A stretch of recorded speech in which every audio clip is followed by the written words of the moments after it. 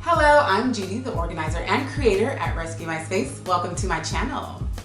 So if you've watched my previous videos, you've seen that my videos kind of fall along the lines of either being motivational, being inspirational, or being creative as far as DIYs.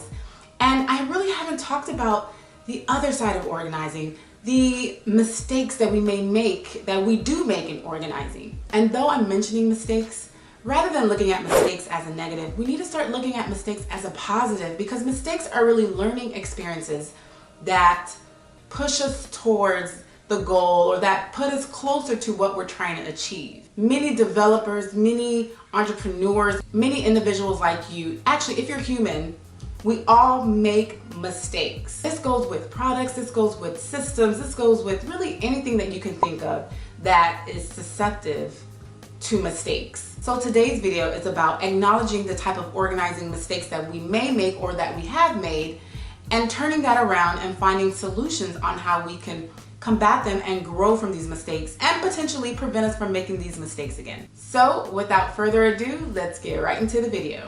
So when you make a mistake, you should create a detailed explanation on what went wrong.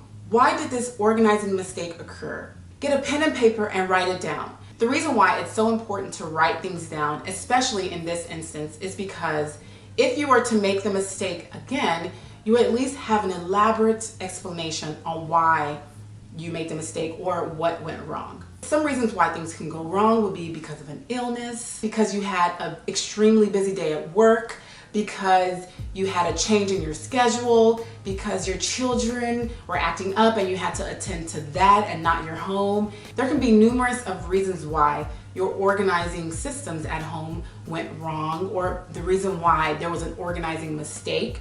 And when you create a detailed explanation on what that was, you at least know and have an understanding, so that if it happened again, you know exactly why. And it goes on to number 2, you can figure out the signs. What did you notice first? What were the signs that kept on creeping up to where you saw them but you ignored them? Did you see that one shirt on the floor in the corner in your bedroom, but you kind of ignored it because it wasn't a big deal, right? Just one shirt. That doesn't throw me off of my organizing routine. Was it that you showed up late to an event? Even though you were about 10 minutes late, it's not that big of a deal, and there were other people who were late too, so the attention wasn't really on you, but you were late though. You were late. Was it that you forgot that important event? It was just one event though, so it's not that big of a deal that I didn't attend, even though a lot of important people probably were gonna be there, but just one event.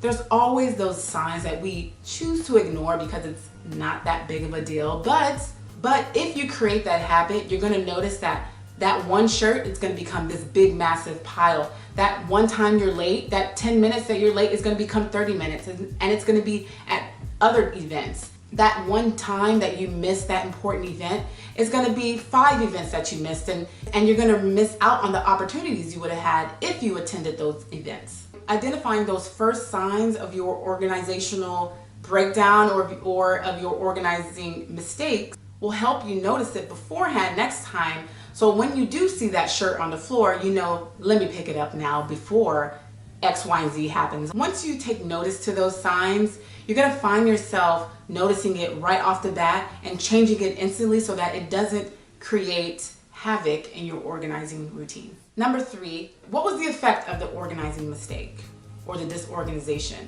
When you understand what the effect is and how you felt when everything fell apart, you will place more value in your efforts to stay on course. For instance, let's say you're a business owner and you showed up late to your client's house, even though it was 10 minutes late, and the client probably excused you for it.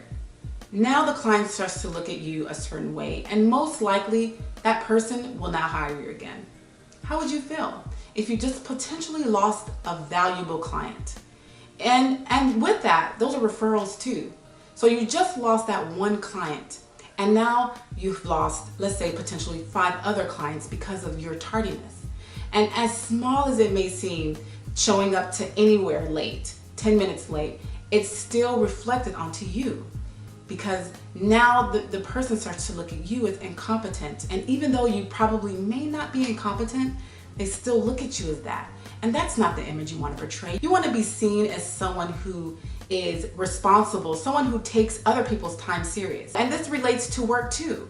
Showing up 10 minutes late, your boss may excuse it one time, may excuse it the second time, but he or she starts to look at you as someone who doesn't take their time serious. And because of that, you miss out on a promotion.